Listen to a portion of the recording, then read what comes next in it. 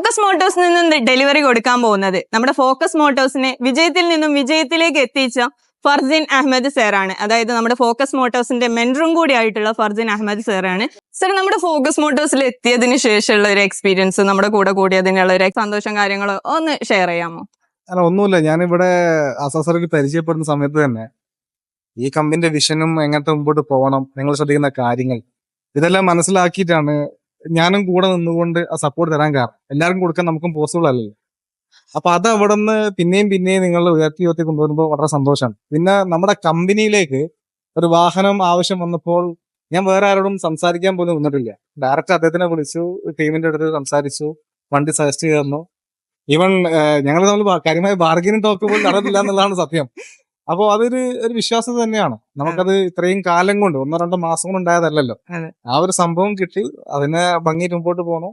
നിങ്ങളത് മെയിൻറ്റെയിൻ ചെയ്യുന്നു എന്നുള്ളതാണ് വസ്തുത.